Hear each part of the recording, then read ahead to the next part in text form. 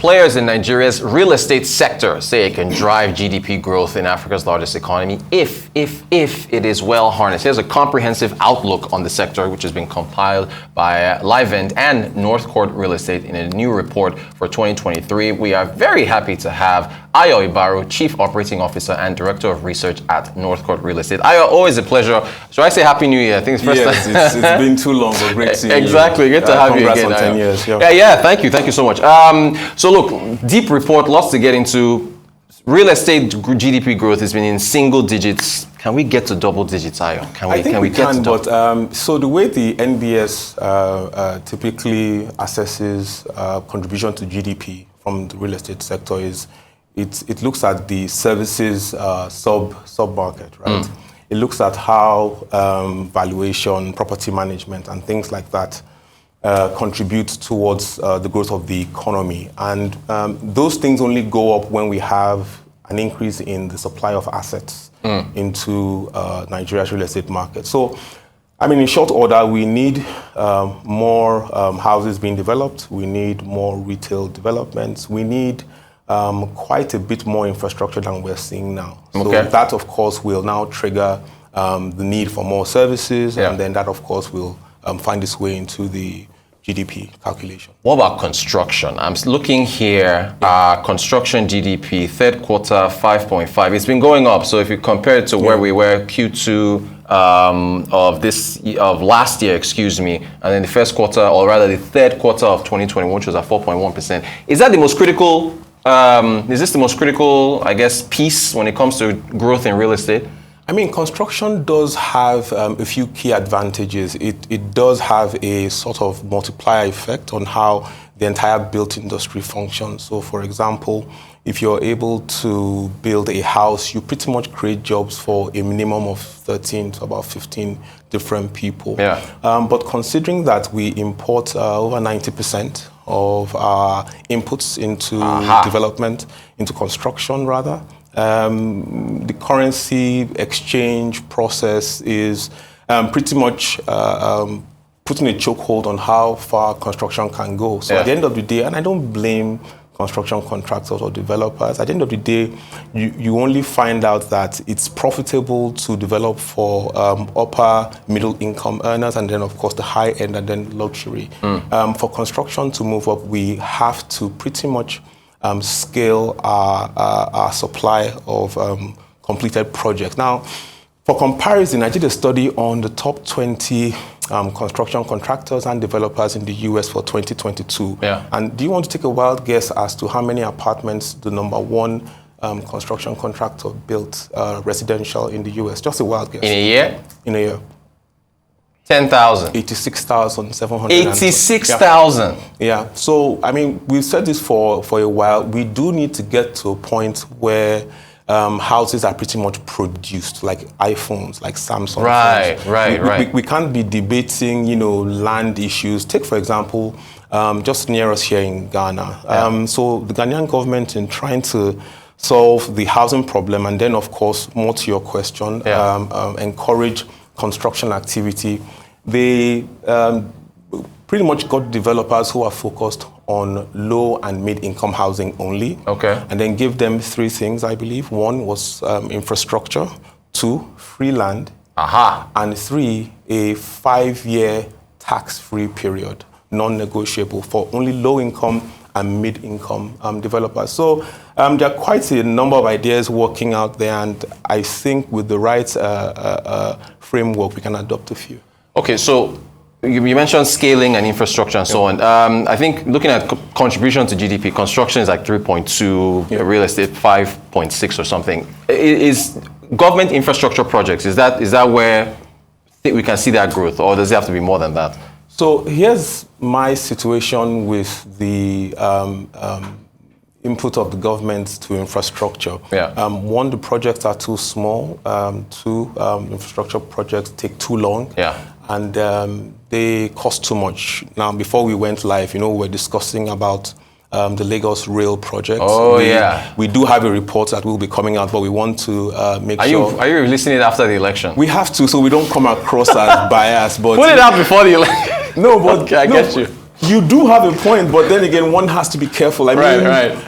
I will just say this so you have an idea of where I'm going, because it's public information. Okay. So the CRCC that provided funding for the Lagos Rail in their Q1 2010 report. Yeah. I'm not bringing this up. It's public It's information. public info, yeah. Yeah. So they suggest that 3 billion in 2010 was provided for that project. What currency? 3 billion what? Dollars. Okay, dollars. All right. And this was corroborated by Daily Champion 2010. Aha. $3 billion. Okay. So how is it that in 2022, 2023, the project is $1.5 billion? Right. I don't know where the numbers... When is this report coming out? Later on, we'll bring you back. Just a week after, a week after, we will of course give you exclusive access, prior access, because you're, with us, and then we'll put that. But then we do also have to, on balance, state the short, medium, and long-term impacts of that project. Right. So if we do see consistent adoption and it doesn't break down, we can expect property values around where the train stations are to grow and so on and so forth. There's just a lot in the report. We're bringing you back when that report comes out. I always appreciate being here. Housing deficits, Ayo. For so long, it's been 17 million units that they've been bandying about, but the international, who is it now? The International Human Rights Commission, IHRC, they're saying it's 28 million. What is the number, Ayo? What do you guys see the housing deficits at? I mean, the agency that came up with those numbers were, in my view, rigorous in their methodology. They just didn't think that out of their hat. Yeah. And the 17 million figure has been pretty much the bandied around number for quite a while. So that brings us closer to where the number really is. We can take that number as a starting point and then move from there. I guess the bigger question is, what are the opportunities there? And I do think that with the right framework, we can create a incentive-based system or an incentive-based system that pretty much compels developers, because of the profitability of the project, to get into producing houses. I mean, it's an opportunity that brings in so many returns, so many rewards, and it will of course find its way, like we started out this segment, back into the economy. We can build more houses. It's not a big deal as we are making it sound. I mean, as of 3 years ago, Bloomberg released a report. China has 50 million empty houses. Wow. Not 5, not 10, 50 million empty houses, and that's China. And, we have people who are building these things in record time, so we can get it done. It's just a matter of creating the right tax incentives and reducing the amount of time it takes to get approvals. I mean, when the ease of doing business report says that it takes you too long to get your approvals through, then we are having a problem. And this crisis is somewhat existential because we have 220 million as our official population numbers, and you look at the housing deficit now, we are choosing to go with 28 million. It's likely more, but at the end of the day, there are too many problems that can be solved by getting housing going. And once it's prioritized, everything falls into place. Let me give you one last example. I think it was a study that was done in the US, and it was around the question of homelessness. And the municipal government spent a total of $10,000 on one individual, I think over a 3-year period, because he was homeless. And how? He would fall sick, and because society is structured, they would have to give him medicine, they would have to take care of his mental health, they would have to do all kinds of things because he didn't have a home. So home building, I think, with the right framework, with the right incentives, and getting the right partnerships on board, we can get a lot done. Very quickly, I have to ask you about mortgage rates, Ayo. Your report, I think the average primary mortgage bank, commercial bank rates is 28%. I mean, that's double digits. Yeah. Housing deficit is one. Another, if the houses are there, how do you move in, and how does anybody survive with rates this high? How do we bring it down? So the mortgage industry suffers from quite a number of issues, one of which is the rates are built in part on what the macroeconomic circumstances suggest, the fact that we are indebted as we are, the fact that our currency is as weak as it is, And even the source of funding for mortgages or for mortgage companies is also at a high rate. And a few ideas have been put forward. One, we might need to avoid federal government bonds as a source for funding mortgages and pretty much work with the commercial banks and other such institutions to find a way of pooling income or savings, funds in savings accounts. And then that, of course, will be insured or backstopped by the federal government. You see, this is why, and I always say this anywhere, forget the suit and tie I'm wearing, right? My mother built her houses with cooperatives, and that's why cooperative funding has, in the last 4 or 5 years, become notorious for the rate at which they've seen their members build homes, because there's a way the interest rates are worked, and there's a way the system functions, and they are able to just charge a margin on working with funding from cooperatives. And I think our mortgage system can borrow from that. Find a way of getting low rate funding into the system, and then of course ensure that the system is rigorous, because again, we have to say it, if our system isn't rigorous enough to ensure that all the loopholes are closed, then it will only last for a few months after it started. All right, just for our viewers, PMB, of course, primary mortgage banks, CB, commercial banks, that rate again, 28%. We still have, of course, Ayo Ibaru, who is the Chief Operating Officer and Director of Research at Northcourt. Ayo, we're going to hang on to you. We're going to take a quick break. We're going to continue the conversation after the break, so do stick around. Right. It is the Global Business Report here on Arise News. We're talking real estate in Africa's largest economy. Stay tuned. We'll be right back. Welcome back to the Global Business Report here on Arise News. We're having this all-important discussion on real estate. Of course, we have the Chief Operating Officer, Director of Research, Ayo Ibaru, with Northcourt Real Estate. They always give us these in-depth reports on the real estate market. Ayo, thanks for sticking around. So I want to take you back. We're talking mortgage rates, but I want to take you back to the housing deficits, the 28 million units discussion. You gave justice to that. Yes. But your report says that the money needed to fund or rather to close the housing deficit is, drumroll, Ayo, 21 trillion naira. That's basically our budgets for 2023. Where do we get the money, Ayo, to close this deficit? Where do you get 21 trillion? So to start off, the 21 trillion figure was pretty much put out by the Bank of Industry. Okay. And they are known, of course, for putting in the work when it comes out to pushing out data. Now, I think another question I could add to what you just said is,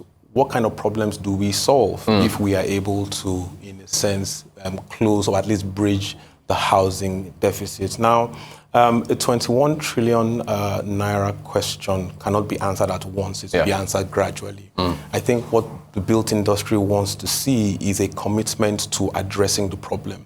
And we should remember that housing development is a highly profitable industry. And once we have a starting seed contribution from the federal government and, of course, key stakeholders, we can easily get partnerships. It is rare that you find governments trying to solve problems like this on their own. There's always international lending. There's always international partnerships that you can put together. There is no way we can raise that money in and of ourselves. But once we get the ball rolling, what you will find is the multiplier effect will make that problem solved sooner rather than later. So one, we need a starting pretty much seed grant type thing from the government. We need a commitment to solving the housing problem. Ghana has done that already.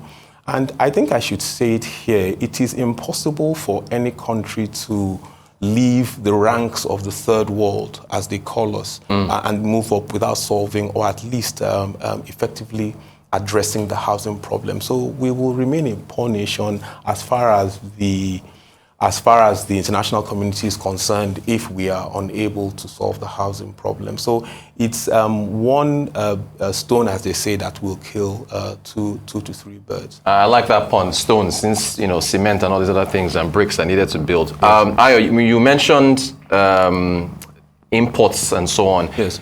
How affordable housing? That's the one I want to come to. Affordable housing. That's something that the government has talked about. State government. Yes.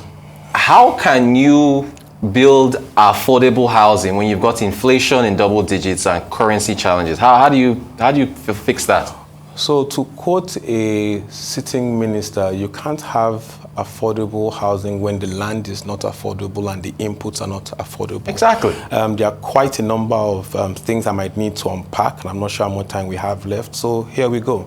The first thing you want to do with the concept of affordable housing is ensure that the process for approvals on projects that focus on affordable housing is dealt with. I can't be spending 6 months to a year to get approvals for housing that will be less than what the average pricing is, when compared. Right. The second thing is construction materials. Sadly, we still import, as I had said earlier, but we have to start the conversation around manufacturing construction materials in Nigeria. And then there's even a higher level of that where not only are we manufacturing, but then we have that sync between the manufacturers and the construction contractors. So, hey, this is too expensive, make it cheaper. Hey, this doesn't work well, can you change it? And so on and so forth. That will contribute. This is a multi-decade year strategy. Yeah. I think another thing we need to look at is the government should begin to think about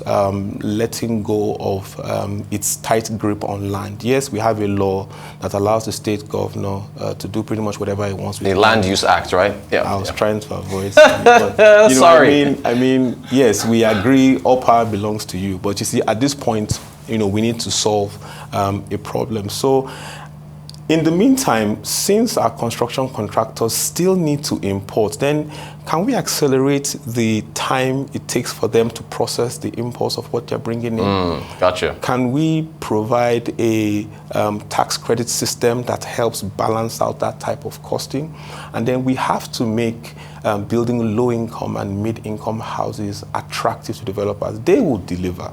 It's the private sector. Your books have to balance. So they will deliver. And then it will now be the central authority that will decide how these things are then distributed. So I think starting with those points, we can make some progress. Yeah, there's a quote from your reports saying that the federal government intends to boost, I'm getting back to mortgages now, mortgage funding to 712 billion by 2024 as part of its plans for a 5-year strategy that started in 2010. Now, there's a new government in place coming in, so we're hoping for continuity, but is this realistic as far as funding? So, I mean, central governments have a lot of heft when it comes to raising funding internationally. So if they say they can do it, then one is want to believe that they can. I guess the question is how much of that money makes its way into actual housing construction. Yeah. How much of that funding raised makes its way into the projects themselves. History suggests that the money rarely ever does, as we have seen in the Lagos Rail project. Yeah. And we need to find a way around tightening that process where we can fully account for the funding that comes in. But then if the money comes in and we're able to build the right framework around it, then yes, it can do more than we even think. Real quick, I want to ask you about, and I know we're running out of time, there's a really busy chart you've got on residential vacancy rates in Lagos. Is this, if you can, yeah, there it is. I mean, this thing looks, it's intimidating. I had to sit down and study this thing for a number of years. What's happening here? Just to summarize, are you saying that residency rates in Lagos are increasing or what? So in 2016, the World Economic Forum confirmed that 85 people come into Lagos every hour. Oh, wow. Now, what this is suggesting is on the key nodes that we have tracked, whether it's Lekki, whether it's Surulere, whether it's Victoria Island and all of that, vacancy rates have dropped. So what that means is houses are being built for more people, okay, and occupancy rates are improving. That's really the long and short of it. Again, it also means that developers have wisened up to building what people want. So in the old days, you would see 5-bed apartments, 4-bed apartments, but now they've wisened up to 2-bed, 3-bed apartments, and that's pretty much what you see on that chart. I mean, it's not as busy as it looks. The red line, okay, this is national TV. I can't be lecturing. I know. Thank you very much for having me. That's why I admire your research, guys. All right, we've less than a minute to go. What's your outlook for the real estate sector? Are you new government coming in? There's so much going on. Are you optimistic? Should people buy more land? What's your outlook for real estate in Nigeria? I've always been optimistic about Nigeria. I guess we just have a few things that we need to clear out. The way the elections are going, the way the announcements are going, it doesn't communicate much confidence with the international market. So locally, we say we know what to do, we can invest, but then you need that external injection. So take, for example, one of the leading investor market players raised $45 million, and their mandate is to invest in sustainable developments across West Africa. You can't do anything significant and account for that money without putting a bit of it in Nigeria. Right, facts. So we need to communicate stability. We need a new president sworn in, and then we need the signs of reform to be clear. And from there, we can now expect foreign capital. But then, in terms of in-country, we still have a lot of our partners who we work with. They are working on their projects. We have those in our agency divisions who are, reviewing rent upwards, and people are paying, and so on and so forth. So we still see a bit of growth in the various sub-markets, whether it's hospitality. Radisson has signed a few agreements, whether it's land purchases. We see growth in the various sub-markets, but a lot of it is still locally driven. And what we saw as we ended last year in terms of foreign investment has slowed a bit, because they are optimistic, but at this point they are cautiously optimistic, adopting a wait-and-see strategy to see how things play out. Hey, you guys always give us great reports. It's always great to have you on. Thank you so much for joining us. Ayo Ibaru, the Chief Operating Officer, Director of Research at Northcourt Real Estate. Thank you so much, Ayo.